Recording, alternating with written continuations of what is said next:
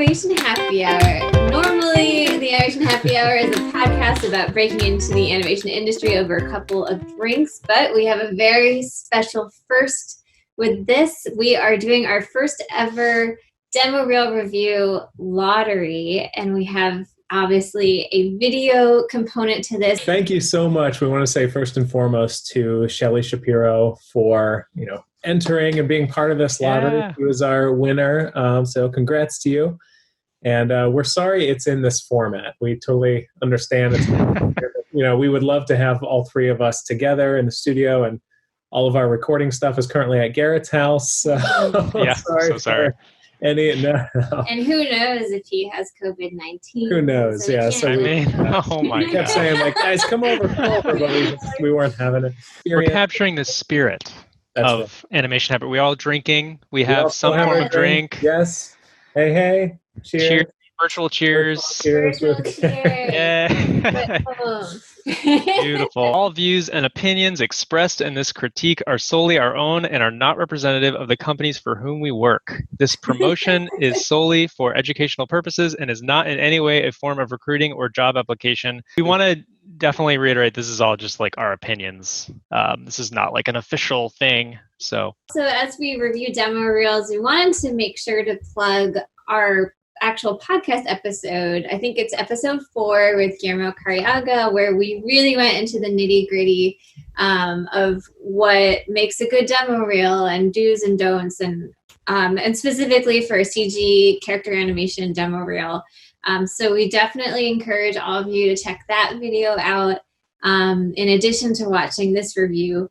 We wanted to say, first of all, to Sheli, again, thank you so much for submitting and putting yourself out there. And we know that in the grand scheme of uncomfortable things in life, this is one of the most absolutely uncomfortable, intense situations ever, having your work reviewed by someone, even if it's just one-on-one, let alone when it's 3 people looking at your work. and shared to the world. Yeah. So kudos to you for putting yourself out there. Very brave. Thank you so much. Yeah. And Totally. this is our first time doing this. So Yes. it might be long and clunky just because we don't know what we're doing. Yeah. So thank you. You don't even know 100% if this is recording. We're pretty sure it's recording. Yeah. So hopefully it's working. We'll see what happens. Yeah. Cool. I guess we should probably go ahead and watch the reel. Let's do Right? it. Right? Yeah. That's important, right? You're right. Yeah.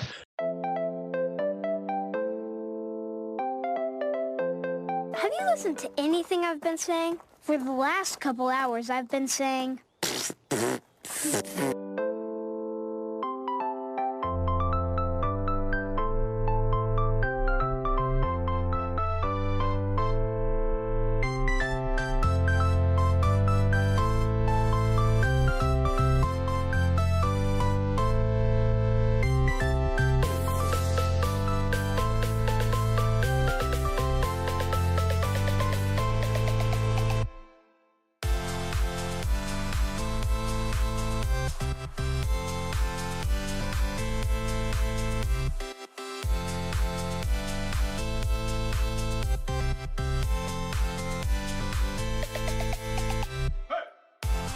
Thank you so much, Sheli, for submitting your reel.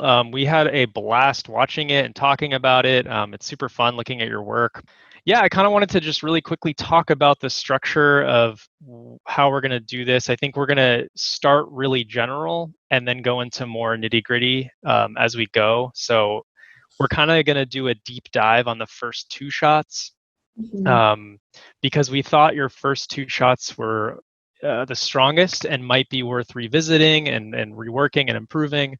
And then we'll still talk about the other shots in a more general sense, but we really had a really fun time, like actually watching it and talking about it. And, your work's great. And yeah, you're in a great spot. Yeah, it's worth mentioning that we're going to be critiquing you as like a character narrative animator, which is what we all do. And we're excited that you were the winner of the lottery, and we're excited to review your work. I love how you've ordered, especially the first 2 shots of your reel that you start with a little more of a naturalistic shot, and then you go to something much more cartoony right after.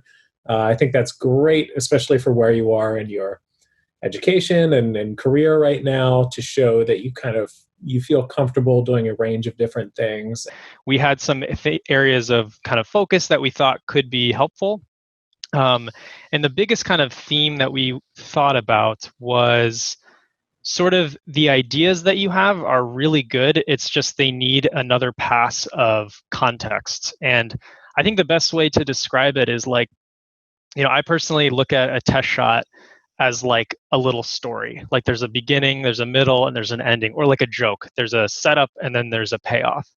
And I felt like we all felt like when we were watching some of the shots that you had the payoff, but then you didn't have the setup, or you had the beginning and middle and you didn't have the ending. And we'll go into more detail specifically like how you can address that. But an example of this, I'm thinking about the chemist coming up with the potion.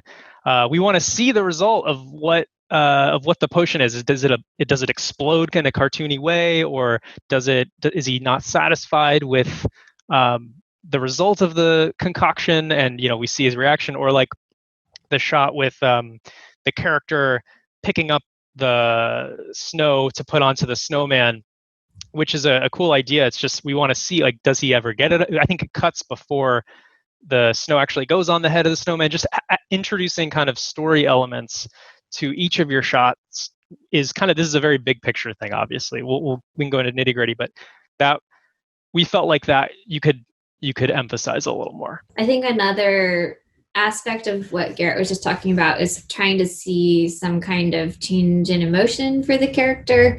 I think those shots usually stand out because there's just some sort of mini emotional arc, and you can get a better idea of who the character is with two different emotions in the shot. And again, there's just a little bit more of a story if we see some kind of change in emotion. I know you may think that doesn't necessarily have a ton to do with your strictly character animation, because it's not how, strictly how the character's moving in the scene. But thinking about future exercises in that way will ultimately result in so much stronger pieces for your reel. Because, something we kind of talked about in the Guillermo episode is that when everybody's there watching this stuff, they're responding to more than just the movement. There's this whole other layer of entertainment that people are looking for when they're watching your reel. So we can definitely see that you're starting to do that. Like, I like that you put glasses on the scientist character, and I like that there's like a campsite kind of outdoors background for the little boy in the beginning and that kind of thing. So you're definitely starting to do it. We would just say crank that up to 11 and really make it, as clear as possible. And because people will respond to that really well. Yeah. I think it's important to remember that for a lot of the entry-level programs, like the one I went through and the internship programs Ben has been through, is that they are looking often for ideas, and they're more willing to overlook like super polishy mechanic stuff and pick people solely for ideas sometimes. So I think that is, the one area that you absolutely don't want to shortchange. The reason we're harping on that is because we're looking at this with the lens of thinking that you're interested in narrative animation. Because if this was, if you were interested in maybe visual effects, we would be like, okay, more mechanics heavy. But because hopefully that's clear that it's like, because it seems like the shots you're picking are more narrative, like, then we're kind of going along those lines. In terms of like nitty gritty animation stuff, the biggest thing we had here, we listed, was just kind of continuing to work on grounding the animation in real world mechanics, which is a long way of saying just pay attention to video reference, basically. In the first shot, there's some moments where the kid it's unclear whether he's having a weight shift or whether he's walking up to the staff, or the staff is kind of sliding around, and we can address that. But things where it's like, if you looked at, or you studied, I'm sure you're taking reference and stuff for these, but just studying that more and kind of integrating that stuff more into the animation will help so much. And some of the stuff you're doing is actually really difficult. Like we talked before about the teeth brushing the teeth. Like that sounds like a simple thing, but that's really a subtle and difficult thing to actually get right. So kudos, by the way, for attempting all these things. We will soon, I promise, get into more specifics. We promise. We're talking, we wanted to take a moment to just talk about kind of, high level stuff. Yeah. And we'll reiterate this later as well. But please take a lot of this feedback as suggestions for the future, and not necessarily like you need to go back in and, change what you currently have.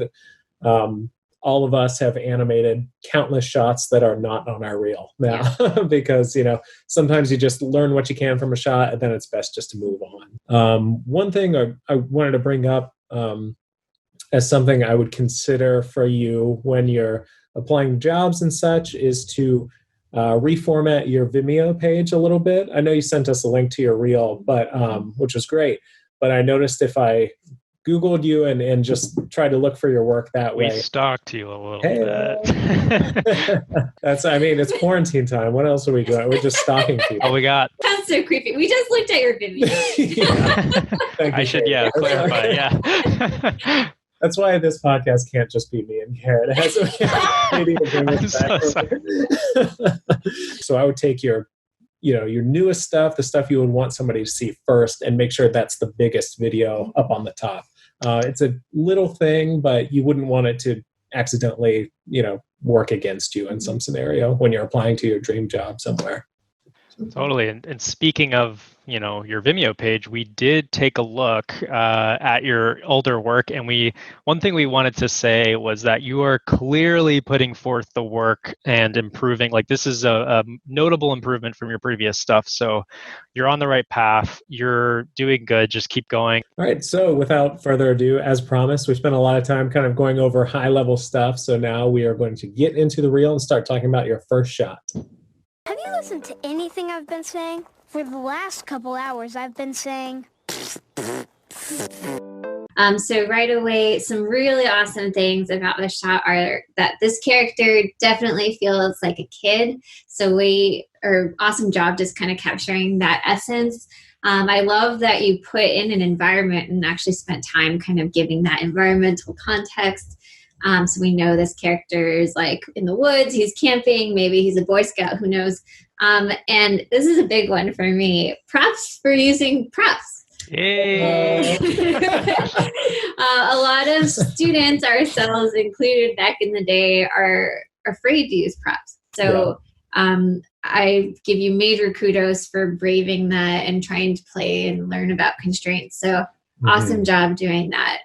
One big picture thing I just wanted to give like a small tiny warning about is all three of us recognize this as a clip from Over the Garden Wall, which we love that cartoon series. And I just wanted to take a moment to acknowledge it because it's a little bit risky sometimes to animate dialogue that is specifically from animation, because we all have like a strong memory of the way it was originally animated. I would just be a little bit careful about picking that kind of dialogue clip. Yeah. We felt like overall it was just missing a little clarity and maybe some setup here. Like Katie was saying, like he might be a Boy Scout, maybe he is camping with his family or something. We're not totally sure, and it would be awesome to have that context, especially because this is the first shot on your reel, and as soon as we get into it, he basically starts talking right away. Let me see. Have you listened to it? Yeah, it's pretty much immediately. So we would love to just get a little more, be able to enter the scene a little more, if that makes sense. Maybe it would work if, you saw another character in the foreground, and maybe it was like this character's dad, and we saw like a pile of used matches on the ground, and he was trying to get the fire started, and he wouldn't have to have any dialogue or anything, but he was just like there. You could see he's like just in a bad mood, and that it could just be like maybe one main expression just to show us that he's exasperated and having a tough time, and then he has his little kid come up who's pestering him, and it's just him getting more and more worked up.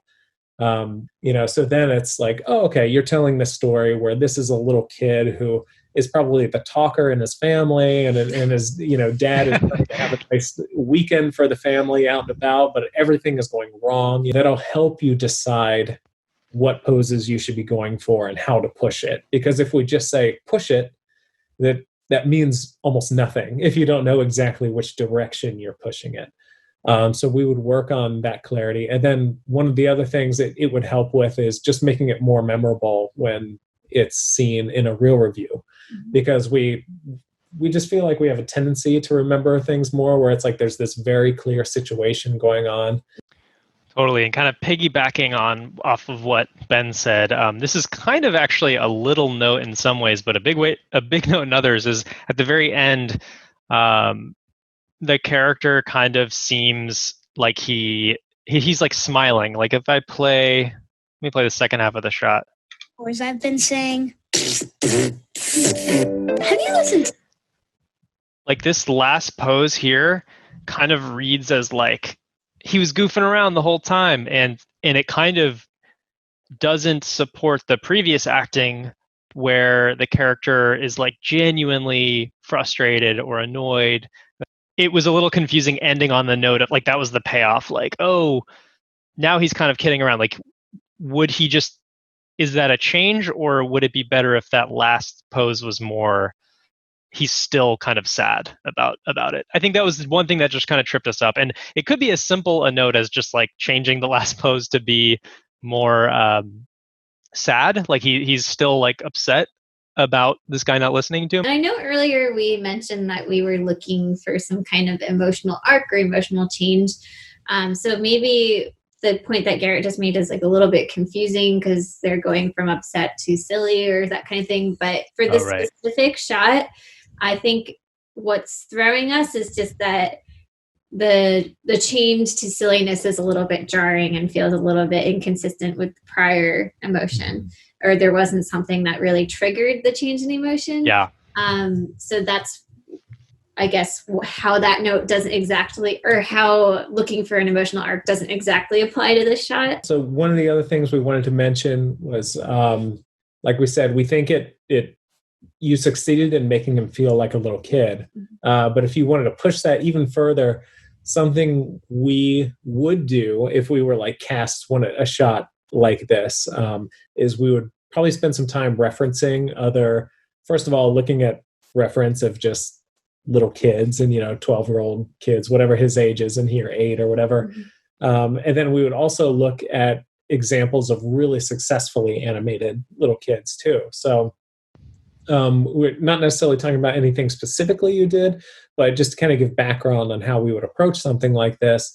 I know I, for one, would definitely check out like Vanellope from Wreck-It Ralph 1 and 2, because, some of the stuff that animators did with her is amazing on that. And, she has a really great range of emotions, but still feels very kid-like here and there. Would also look at Lilo from Lilo and Stitch, and all kinds of different, in Boss Baby, like Timmy has a lot of really good moments where they even feel like similar ages in here. So and not to copy from any of those things, or you definitely want to have your original take on stuff, but sometimes I find it very helpful to see how other animators approach this challenge of making a default rig feel all of a sudden like an 8-year-old boy or something. So right off the bat, have you listened to anything I've... Thinking about that staff adjustment at the beginning right there. And it's nice. I like that you're using the prop, but I was wondering if that could be clarified. It's a little unclear whether he's coming to, like they were just hiking and he's coming to a stop now, or he's walking up, or he's just kind of like playing with it on the ground. So I would just try to clarify that. Then aside from that, one of the other things was the eye roll beat. So you can see you have kind of 2 eye rolls in a row where he goes, have you listened to anything I've been saying? For the last one, you generally unless there's a very good reason for doing it. You probably wouldn't want to repeat the same acting beat like that, especially if it's only, like 20, 30 frames apart from each other like this. I might keep him there and say, like, have you been listening to anything I've been saying, for the last 24, and then he goes more internal. Or if he says, have you listened to anything I've been saying for the last 24, and then for the last, I keep saying 24 hours, but I know he doesn't say that. For the last couple hours. For the last couple hours. Really plan out, when do I want him internal? When do I want him addressing the group? So if you're going to go with a big movement like this, you certainly can, but I would say, do it with a purpose of you're changing the pose, or there needs to be a very strong reason for if he's like, going left and right across screen that much. And he's generally staying in the same pose right now. So maybe you don't need that big movement at all. It could totally just be like a one pose shot, and he kind of delivers the whole thing that way until he gets to the crazy bit, and then he goes into his other, sillier pose. I think a change in that hand that's on the hip would be a lot of mileage to improve this shot. So like in the beginning, that hand's not on the hip and he goes, have you listened to anything I've been saying? And then for the last couple hours, and just seeing that change would already, I think, give a lot of life to it. Yeah. Or the reverse. Have you listened to anything I've been saying for the last couple hours? So either one I think would be really useful. What will help you make those decisions, if, like we talked about before, if you decide early on, what exactly is he feeling here? Is he really ticked off at whoever he's talking to, or is he being silly the whole time? Because like the way Katie just did it there, I liked with it, she's really intense and then goes into the sassiness, like, he really is ticked off. It's kind of unclear what the lower body is doing. Like, is he weight shifting? Is he taking a step? So I would just try to clarify that. I realize that the shot itself, like, you can't see what the feet are doing, but we want to feel what they're doing. And I remember when I was learning, and I did my first shot, which was like this, like a dialogue, sort of chest up shot. And the teacher said, oh, you should still kind of block out the legs just to know what they're doing. And I was like, oh, I don't need to animate that. Like, it's just extra work. But you, like Garrett said earlier, you want to ground the character in real world mechanics. So I would still take a pass at just roughly blocking those legs in. You don't have to animate a foot peel or anything, but maybe just kind of roughly put in where the legs are, because the character, if you frame through it, it does kind of feel like the hips are moving like an unrealistic amount, and you can't really tell where they are in screen space. Like right here, it seems like they really jump forward, and there's a lot of left and right movement. Yeah. Which is kind of, it's hard to tell what's going on with the hips and the feet and whether they're planted or taking a step. Just kind of be aware of what is the eye line that you want to maintain throughout the shot. So it seems like inconsistent with where this character is that they're addressing. So just kind of keep that in mind. Even if the character is off screen, we still want to feel that there's this one character they're addressing is in a specific space. A really helpful tip with eyeline, because I don't know about you guys, but I always struggle with eyeline, even now, like all the time I struggle with eyeline. Always, yeah. It's so shockingly hard. Yeah, sure. Depending on the eye shape too. So what I like to do is I flip the canvas. I don't know if you guys can see that. Yeah, it looks like. Oh yeah, nice. It just helps, like, if you had a plan for the eyeline and you shift it and you mirror it, you're like, oh wait, I did not, like, sometimes you do that and you like notice that it's cross-eyed and you're like, okay, what did I do? I did kind of a rough, now bear with me here, a rough draw over. I couldn't do it in real time because I was too nervous. But if we're thinking like this initial basic pose, and I didn't do it like, it's not super on model, obviously, but with this pose, awesome. Kind of something I was thinking, and again, this is just with a general, if we're going with like he's genuinely pretty sassy and like ticked off at the people who are not listening to him, I would maybe try to, and it's basically pushing what you have. You can kind of see, your pose underneath. And I like the kind of different angles you have with the hips and the shoulders going on.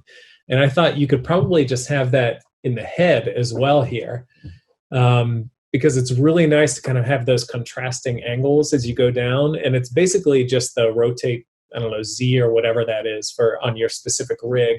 But it creates a nice kind of, flow and, some visual interest in the pose. And you already have a lot of it going on. See, some of the things I tried to do is like with your hand pose, if you could maybe even push it further and just group the whole last 3 fingers and just have the index out, and then really sell the angle change and where it's sitting on his hip. So you can really feel that weighty, Nice. Thank you. Yeah. And that's, but just to really sell that contact to you, I would literally just go online and search for milk call hand drawings and go to Pinterest and look up cool hand poses and kind of see what speaks to you. JC Leyendecker. Is that the guy's name? Oh, I guess. Yeah. JC He's Leyendecker. ridiculous. Yeah. His hands. That's amazing.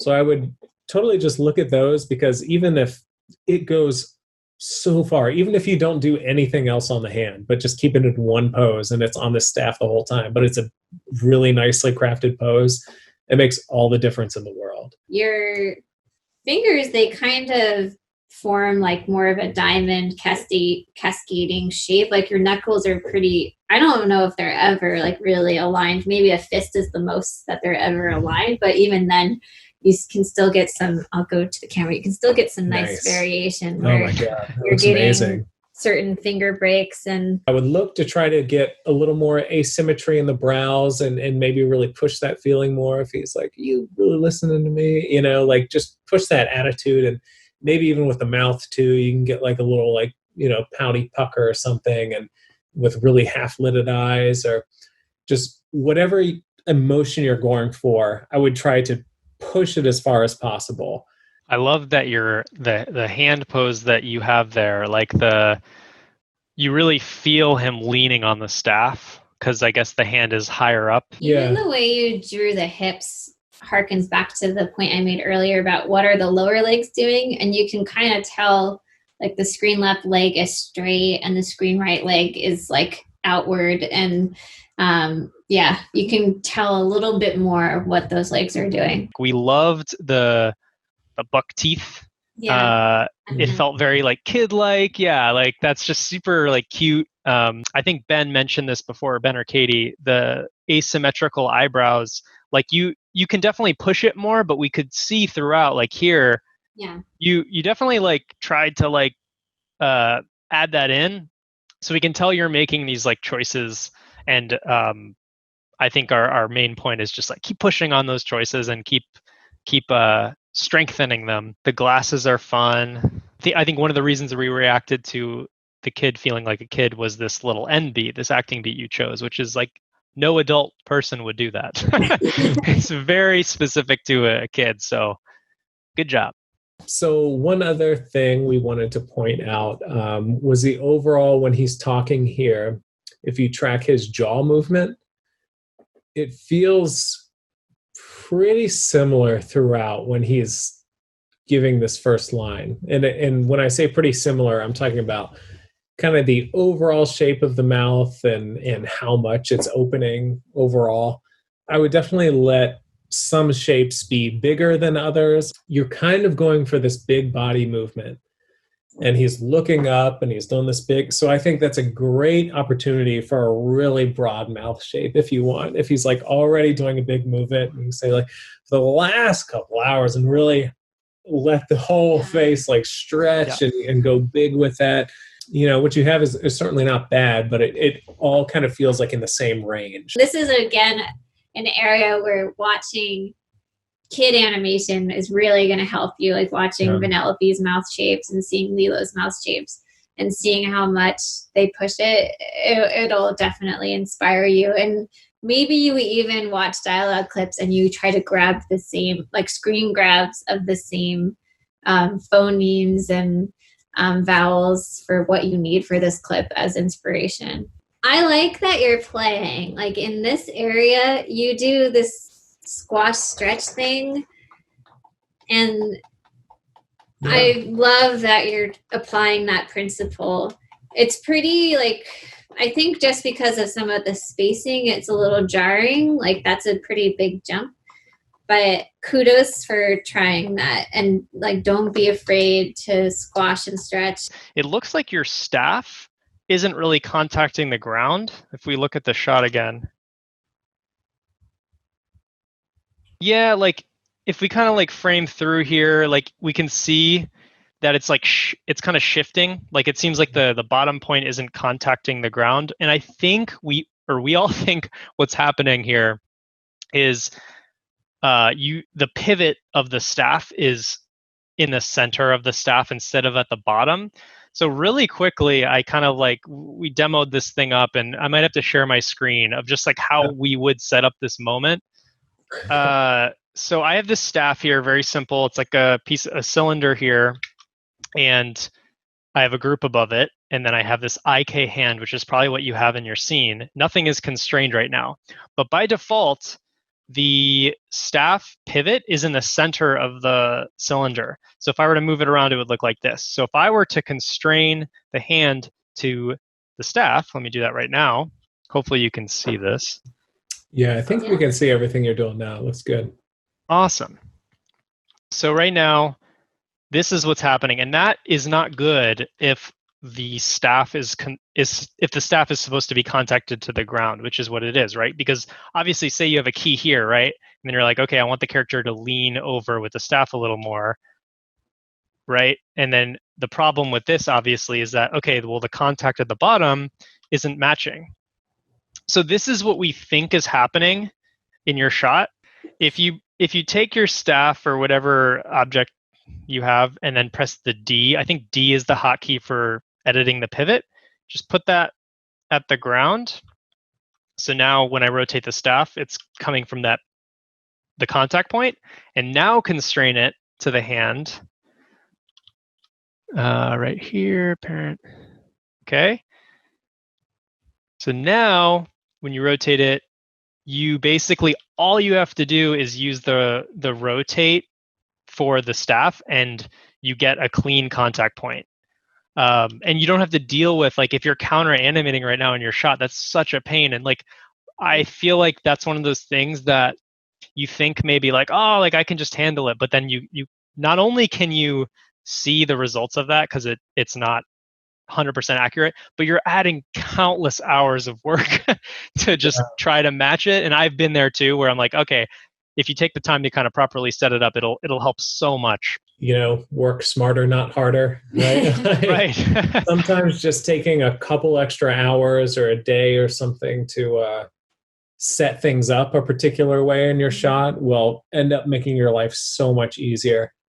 So this kind of goes back to something we talked about a while ago, where we'd really pay attention to that video reference, because it is so easy in CG for things to feel really blocky and just like they're sliding back and forth, which is a little bit of what we have going on here. So I think if you can just, introduce more axes of rotation and translations, it would go a really long way.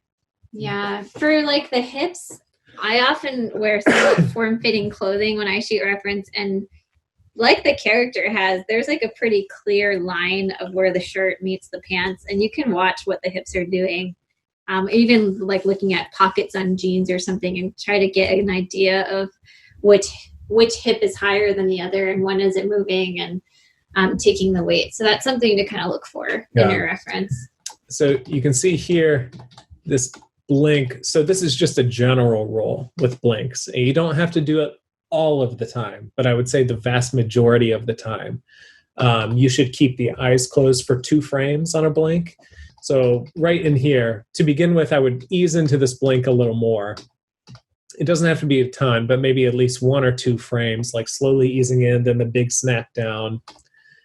And then I would keep it closed for 2 frames. And in those 2 frames, in the second frame, I would still have a little movement. Maybe they snap down, but then they go down just a little bit farther and push the lower lids down. Should I quickly, I know you have a mouse. Yeah. Do you want me to quickly, mock up?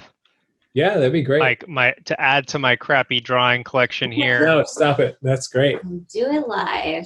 Doing it live here. Oh my God, it's great.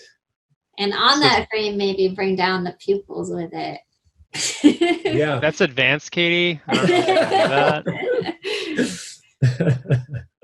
And then down, I think what Ben was talking about here was like, yeah. Let them compress. Oh my gosh, that's exactly what I was talking about. How'd you know that? I got you, man. We all reacted to the fact that it felt really fast. And sometimes blinks are longer and you might hold it closed for longer than 2 frames, but generally at least 2 frames is great. I wanted to talk a little bit about, we talked about this a little earlier, but the screen left hand, which is on the hip, it does look like a section where maybe you were eyeballing the animation, and it could be better to constrain the hand to the hip control or something like that, so you don't have to eyeball that, because even if you try to do it frame by frame, it can still feel jittery. So try to lock that off if you can. This is kind of getting into polish a little bit, but it's definitely an appeal thing. Is we've got like whites kind of, there's sort of inconsistencies with how much white there is between the 2 eyes. Like in this frame, there's more white here and there's less white here. And that's a little polish thing, but it's definitely all playing into appeal. Another note I wrote down here is connect the stick movement and body movement more. And this kind of goes, I think if you sort of solve the problem of the staff being pivoted in the right place, that will really help this. And just like here especially, it feels very IK arm, like where the body's moving right and then the arm's not really doing much. Yeah, IK arm, it feels very much like it's just staying exactly there, which you'd probably see the staff moving a little bit, then you might see the hand adjust a little bit too. It feels like some curves are sort of like countering each other. Like you might have some FK spine stuff where it's fighting each other, and that happens all the time. That happens with me, whenever we're animating kind of complex stuff with the spine, that happens. It's just managing those curves.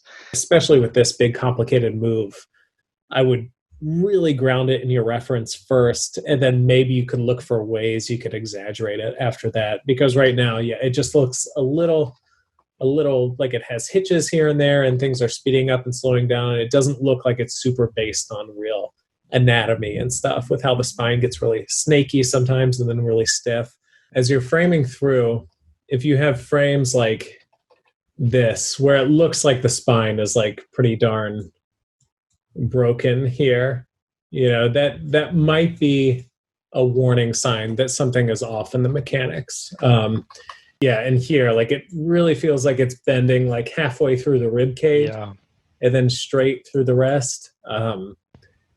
Again, that's something where I'd be like, okay, the shoulders are moving over here on my reference, but then the hips are here. But then when I just look at the Maya scene, I would think, okay, there has to be something wrong, because it's physically impossible for there to be this sort of relationship between like the shoulders and the hips right now. The pupils are going opposite directions. And I know that's like a kind of a specific cartoony choice that you might do, like a character like King Candy might do that sometimes. But for this specific shot, I feel like the beginning of the shot kind of established it as more of a realistic kind of animation. So it feels a little bit out of place to me. I don't know if you guys feel the same way, where it feels a little unappealing. So maybe just go with the cross-eyed instead of the eyes going opposite directions. Because something about the other one feels like they're crazy. And like you can go into that if you're a character like the Joker or like King Candy, but maybe not a little kid. It's a specific kind of cartoony choice, but I think it doesn't exactly fit for this character in the shot. Here's the shrug. Sorry. So it feels like the shoulders are moving at exactly the same time. And even if it's 1 or 2 frames offset, it'll feel nice and organic. So that's a little thing. I know we just gave you a million notes, and we have zero expectation that this will be an immediate turnaround. It's something that... Or any, absolutely. Like, yeah, you don't have to take any of these. Cool. Awesome. Okay. So I guess we'll move on to number 2. Sounds great.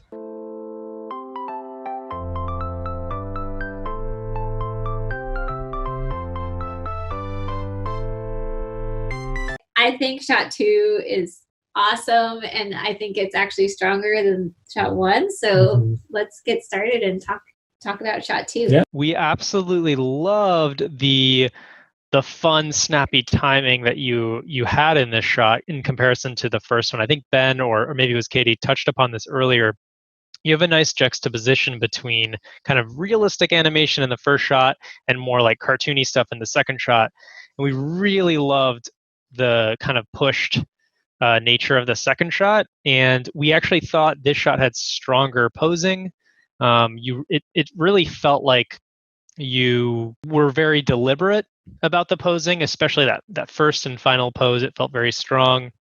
And this is something Katie mentioned earlier on, is like the use of environment. It's super nice to see the like kind of scientist stage, and you immediately get an impression of who this character is, what's going on. I love the staging. This is something we didn't mention before, but like it's super flat, and I feel like this kind of flat staging really helps support the pantomime that you have going on. So you made a lot of deliberate choices that I think add up to something that's really, really cool. And then the other thing is, holy F, all the prop use. This is amazing. You have you're turning them on and off. There's like, I don't see like any big hitches with the constraints and stuff. I mean, it's amazing. If I was cast this shot right now, I'd be like, oh, dang it. Like I would be scared, dealing with all these things. I think what it's missing is a little punchline or a little, I hesitate to say this because it's like one of the worst, most general things, but entertainment factor. Give us a little more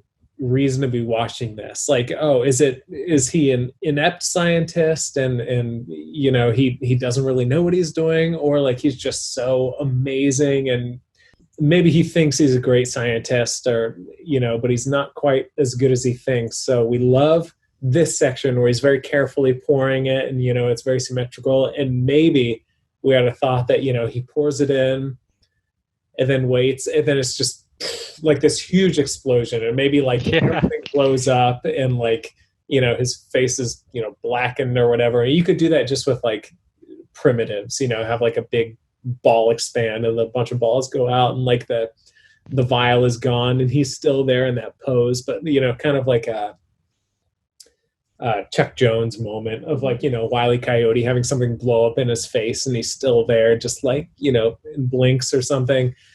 And then you have it go to the same ending pose where he's like, okay, everything got wrong, everything was wrong and terrible, but no, I can play it off, it's okay. Like maybe something like that is would help, just again, for lack of a better way of explaining it, just the entertainment factor. Maybe it's even after this, like he resolved to this pose and then it explodes and then he has a reaction to that.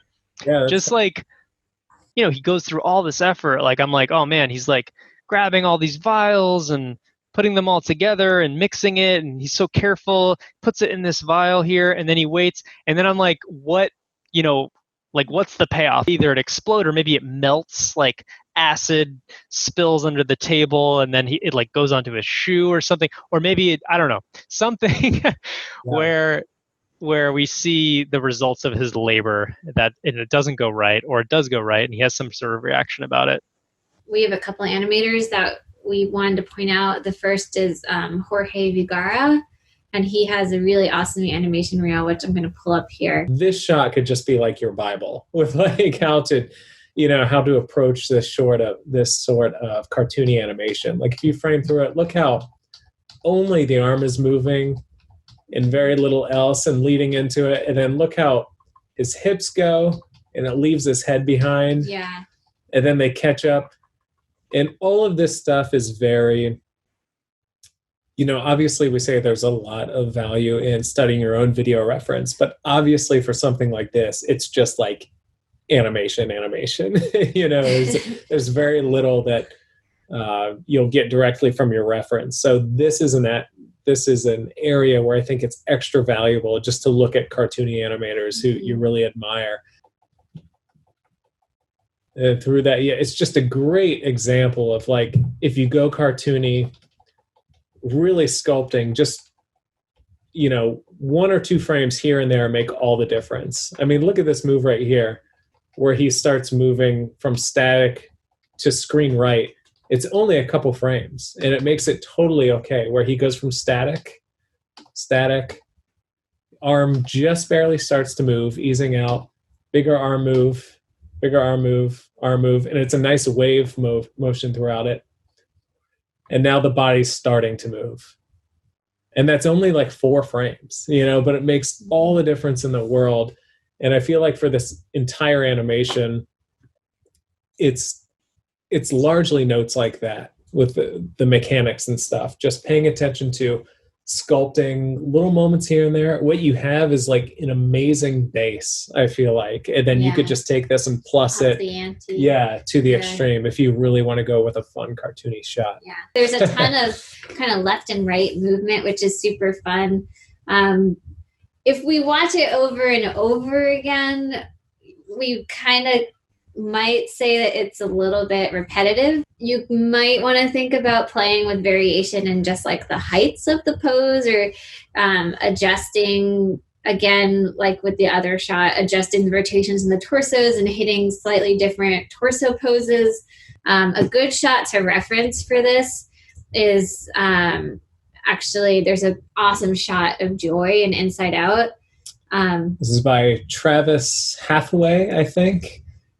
My friend Tarun told me that, so if it's wrong, it's Tarun's fault. But yeah. So you'll be in charge. Look at how there's similar left and right movement, but just so much pose variation, and she's changing heights. And this is like the last shot. It's a great, like Jorge shot.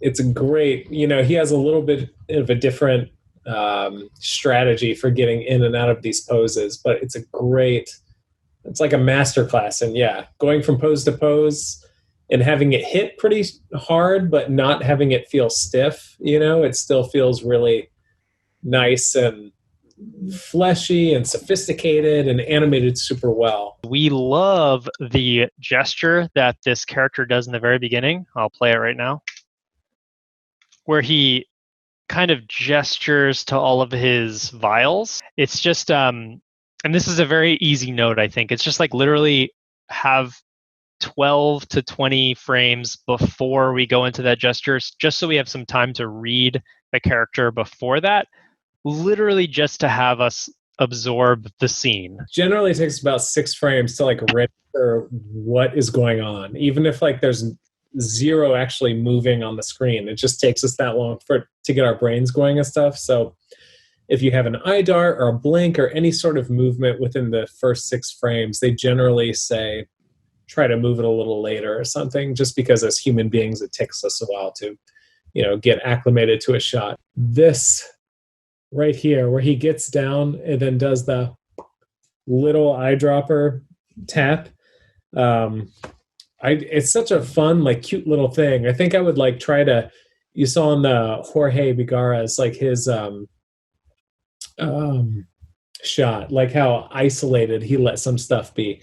So I think I would get into this pose earlier and then get everything and then just let it be just about that like one finger and really embrace that. It seems like you're doing it a little bit already, so I would just push that to the extreme. Kudos again on like the little vial adjusting and stuff you can see in here. Like it might go in and refine that elbow a little bit, but the stuff you're doing with the vial, all these little things are great. I would really, keep doing that in your future shots, because, people really do notice that when they're looking at your reel, all those subtle things. So good job. In this section, when he pours the beakers, it might be nice if he looks down and gets into position before he pours. So it's sort of like he gets down and then he pours. Or sorry, I didn't act that out very well, but he gets down and then he pours. So like the hand movement is isolated.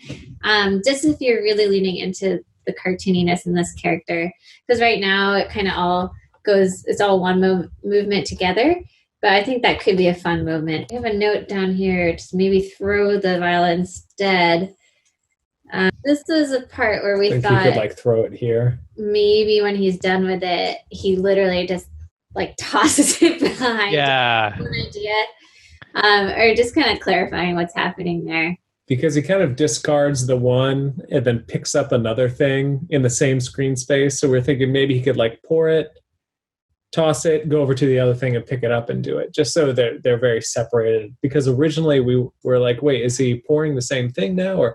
And then we saw later that, yeah, he had discarded it and picked up something else. Yeah. But you're already going for kind of a symmetrical pose here, but it's not quite symmetrical, obviously. You kind of got this, and then it, dips down here.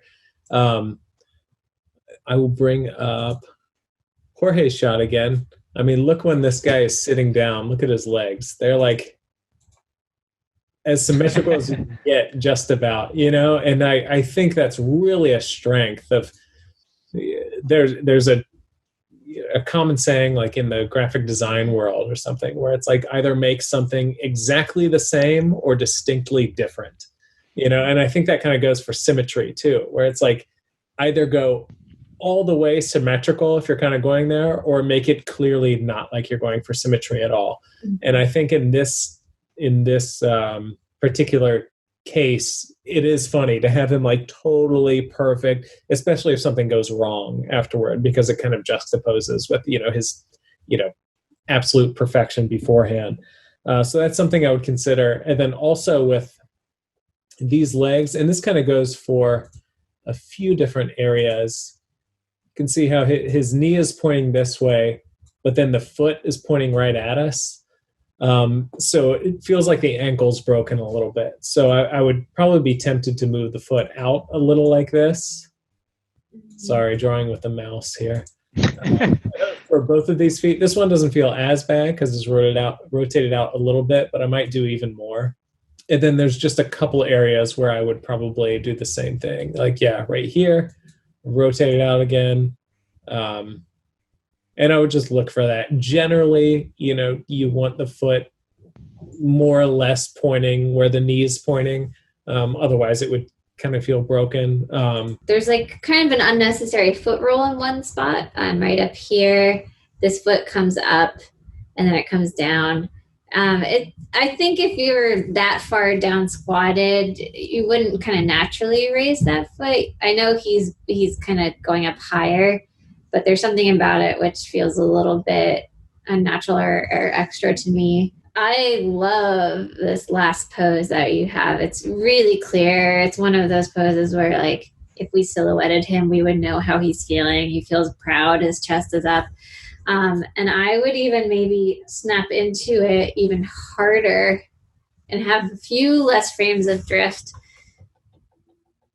It's just something you might play with to make it even more cartoony. This is a great area to reference those other animations we showed before and literally count the frames they're using to get in and out of poses and see if you can do the same thing. Yeah. And maybe give a little more time to read it at the end too. We love how the character is going from screen left to screen right, how you're kind of like leading with like the right foot's moving and then the body's moving. It's very cartoony, and I think you guys showed that clip of Joy from Inside Out. Super similar to that. Like, that's great.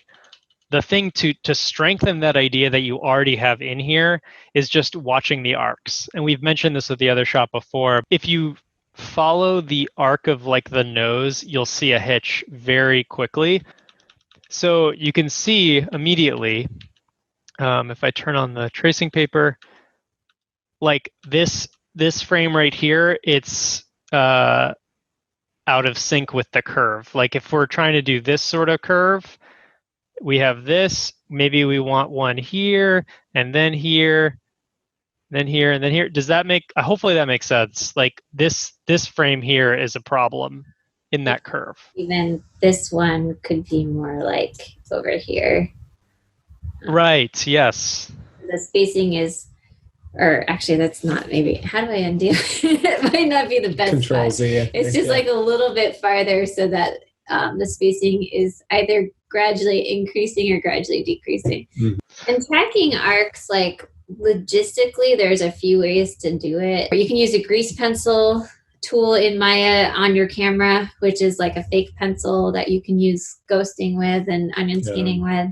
I know some people even take like a dry erase marker and arc track on their computer screen, depending on what kind of screen you have. But that, you might be wondering, how do I actually arc track? And those are some ways you could export a play blast and bring it into a program like this, Sync Sketch, and track it in Sync Sketch. Okay, so see how you have the head rotated this way a little bit here, and it looks really cool on that one frame. But since it's coming from here, I think I would actually invert this shape. So it's like this. Just because it's a little more of a fluid. See, I'm trying to get more of like an arc through here. Whereas right now it's kind of going this and then this shape. And I try to push it that way. And that alone, just changing that one frame, I might ease into it with another frame or so. Maybe like it's here and then it just barely starts moving down. And then we go to this big squash thing. And then I would maybe continue that. And then maybe like it's starting, this is where you could go for like a big reverse or something. I don't know exactly. This is, it might be a little janky. But that's kind of how I would think about it. And those little adjustments make all the difference in the world. So, and again, since it is not necessarily super observed from real life, this is where I would take a look at, cartoony animators I really like. I think you could let the toe drag a little more. So maybe on this frame, the toe is still up and then it plants later. Since you have like a fun drag as he's lifting. And then I think, you could just have it arrive later than the foot. Sorry, I'm going to be annoying here. It's okay. If you want to go super crazy, it could be fun to so you drag this here. And then the next one could be like a big squash even. Yeah, it's depending on how cartoony. Yeah. And then you go back to normal. There is an elbow pop, which we noticed, and this is all stuff that we would like. It's like in here, right? I feel like I remember that one. There, yeah. Yeah, so those are little things to watch out for. Should I circle it just to be... Yeah. Sure. Just to be super clear. Just a little tip in terms of polish, and this is something someone gave me while working, is like when I work on polish, I typically take like 50 frames of my shot and I'll just look at it on repeat for, like 10 minutes, 20 minutes, and I'll write down everything I see. And then I'll go to the next, or I'll address that, and then I'll go to the next next 50 frames, and then do that basically. And what I think that does is like when you start doing that, you sort of separate yourself from the Maya scene and you just look at it visually in 2D space and you just see things. Yeah, there's so much to look at. And I think even then, if it's too overwhelming, you can say, okay, I'm taking these 50 frames and I'm only looking at the hips. Yeah. And approach it that way. It's obviously it's up to you, however you want to work. But I think that's a great tip for sure, to break it up into chunks, because when you have a 200 frame shot or whatever, and it's time to polish, I mean, it's like so overwhelming. Yeah. Absolutely. A laundry list of like what things I'm going to track. And it'll be what we keep mentioning, like the knees, the elbows, the hips, the nose. Yeah. And I just make sure everything has pretty arcs and pretty ease outs, and takes time, but it's how you make it pretty. Yeah, for sure.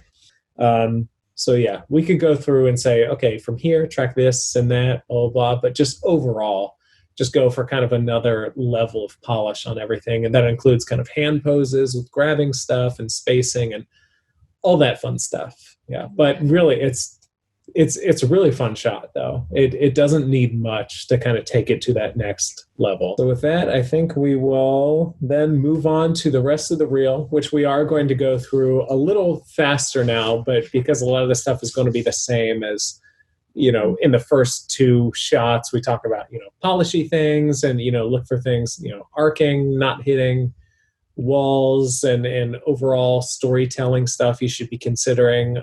So we'll just kind of briefly mention things for the rest of the reel. Mm-hmm.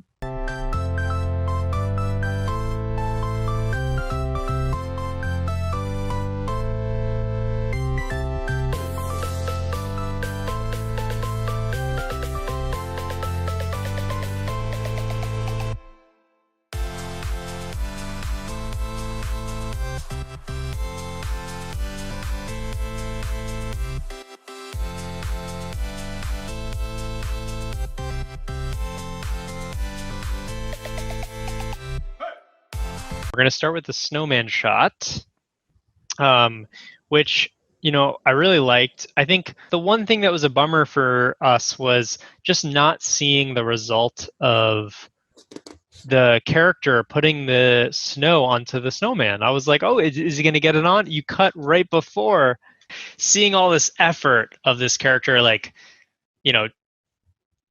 carrying this heavy thing, and maybe something happens where, okay, it smushes the snowman's shape and then the character reacts, or just seeing some sort of payoff to this action. Because right now it sort of reads as a body mechanics exercise, like a character sort of carrying a heavy object, which is a really great thing. And honestly, every animator would benefit from doing an exercise like that. And one thing we loved is the fact that you made it into a story. You made this, okay, if that was the assignment you were given, you kind of were like, okay, no, it's a snowman and he's putting the head on the snowman. But just going a step further and kind of putting and finishing that idea. So let's see what that would look like with the snow on the snowman. I think that was the biggest thing. But if you're going to keep this in your reel, maybe think about more of the narrative element. I just want to be totally honest and say that it does immediately feel like a student exercise, along with this other shot too of the guy sitting in the chair. And if you're applying to a job, they probably aren't exercises that you want to include on your reel. I think recruiters and the animators who might be reviewing your work will kind of automatically flag these as student exercises and think of you as more junior and less advanced. So I would caution against using this kind of body mechanics exercise on your reel. That being said, I can see Ben pulling up the link right now. There are examples of people really going extra with a student assignment, like a push-pull. I'll bring this exercise on screen. This is from Aviv Mano, who's currently at Pixar, I'm pretty sure. And this is a Ringling grad. Or student at Ringling. So here's an example of very extra push-pull. And you can tell there's a story here. He's a sailor. He desperately needs to get this thing open. It's clearly still doing the exercise, right? With pushing, pulling, but there's this whole other element. And it doesn't necessarily have to be this long. This is just an example of okay, it's clearly a school exercise, but he made it into a real worthy piece. And for the context of this shot where the guy is coming in and he's rushing to sit on the chair, we like that there's you can tell from his expression that he's sort of rushing and maybe he's late.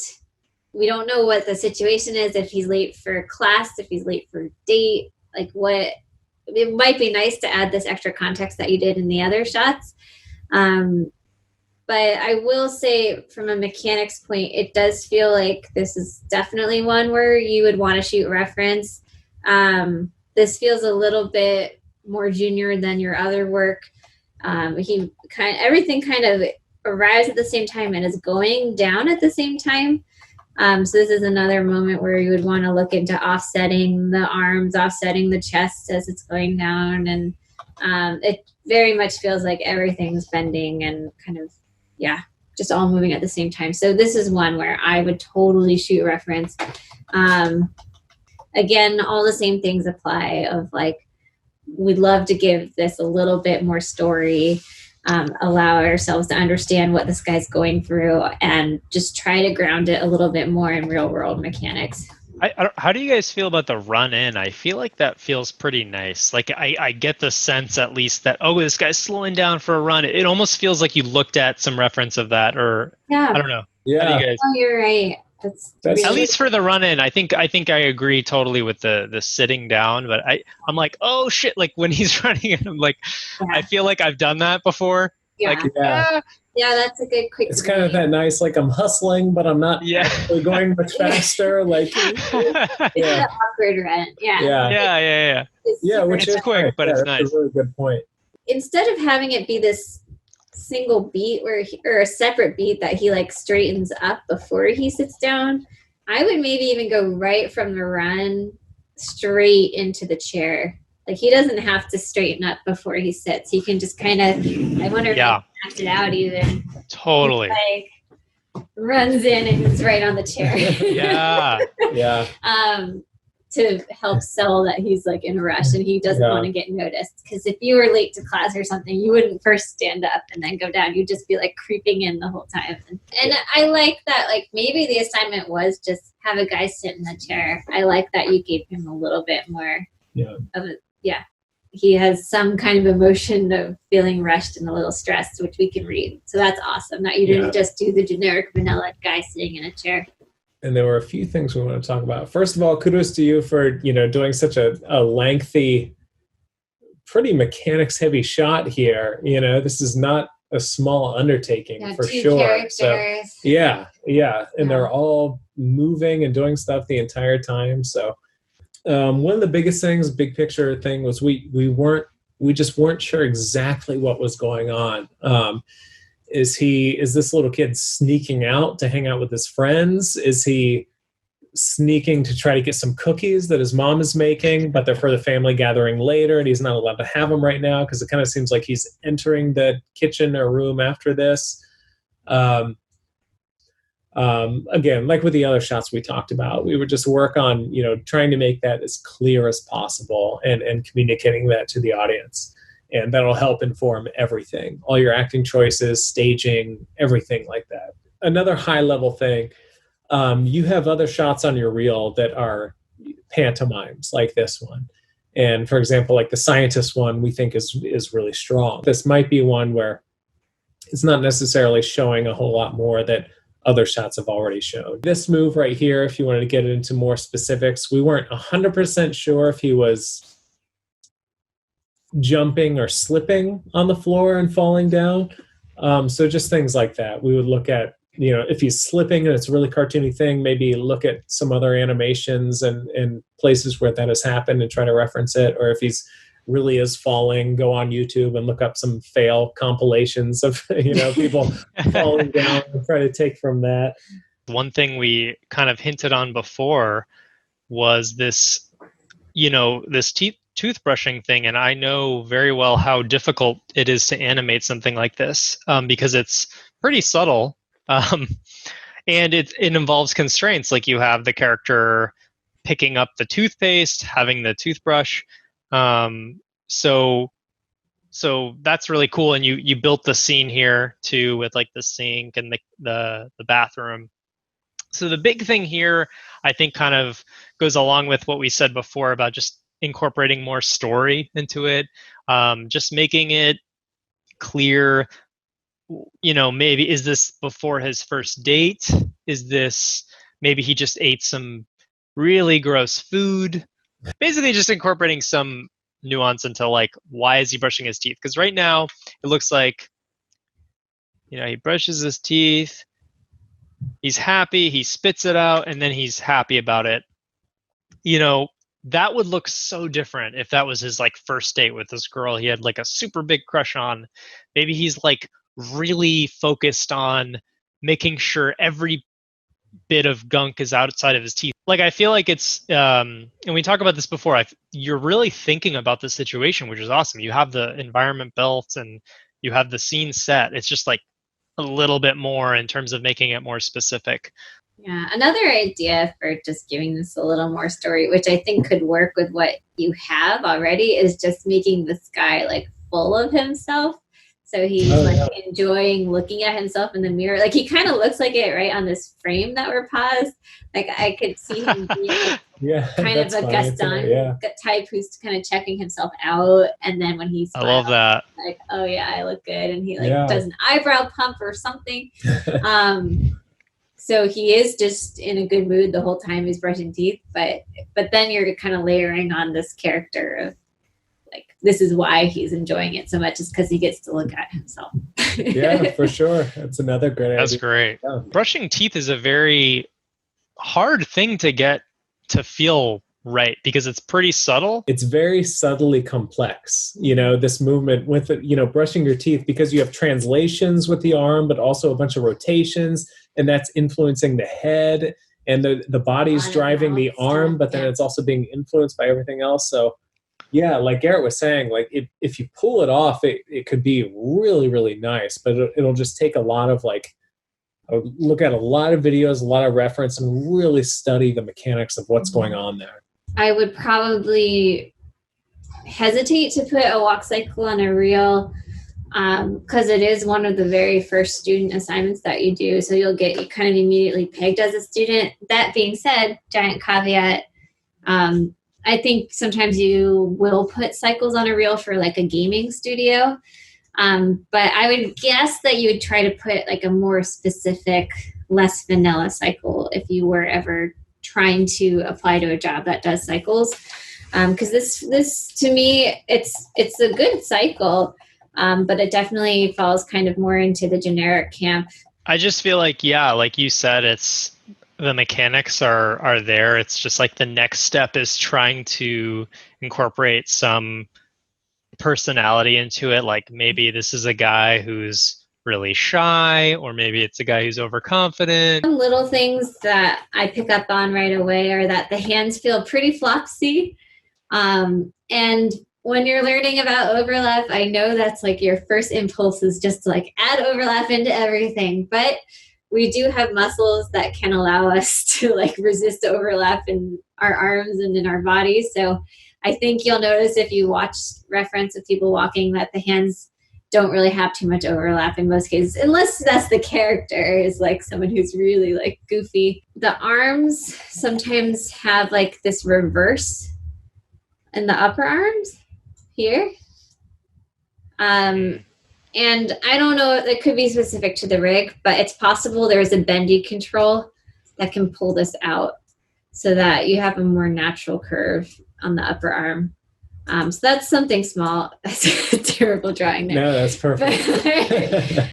There are some knee pops we'll see. Like that's kind of a big pop that catches my eye. I think you could stand to put some translate Y into the chest and the head. Maybe a little more rotation and stuff with the hips. Yeah. It looks like, I could be wrong, but it looks like the head overlap is happening like 1 or 2 frames after the hips. Maybe you could push it even a little later so it's overlapping a little more, because right now it seems like you did offset it, but it's almost reading as one thing. And yeah, putting some more translate or rotate up and down with the shoulders and stuff, and just all those little organic-y things. But the most important thing is probably, like you guys were saying, like to decide on an emotion or something and try to push that, and then polish within that emotion, if that makes sense. But otherwise, it's a solid cycle. Definitely good job on it. Like there's not like huge crazy hitches, and there are some things I'll notice in student cycles where like everything's super broad, and I think you did a good job containing it. All right. So thank you for sticking with us through that whole thing. Like we said, we know it's a lot, but that's the name of the game. That's how it goes. One of the most important things, whether you have a reel and you're looking to improve it, or you're just starting on your reel, is to focus on that high level thing. Whether, what kind of story am I telling? Even if it's just a very simple short shot, try to do the groundwork to kind of think of who is this character, what's the situation, what's going on, because ultimately that's going to help inform everything and really help you in the long run. And if you do start a new shot, I think we repeated this several times. We would encourage you to ground it in real world reference more and just kind of try to not rotoscope it, but just pay a little bit closer attention to the reference and tracking what the body parts are doing. One thing we wanted to point out that we really, really liked, and this is something we've talked about a lot of times already in this reel review, is your use of props and your use of constraints. It's so clear that you haven't been scared about using props and constraints. And I think there's something, it sounds so technical and probably stupid to be impressed by the fact that a character is picking up something in Maya, but I don't know why it makes it feel like the character's in a real world, like the character with the staff, like when you see him hold the staff, or the character with the vials. It's huge because there's so much of that in movies and commercials and everything that you will have to do, and so many people shy away from it when they're in school. You know, we kind of said this before in the intro, but we really can track the progress that you've had since your previous shots.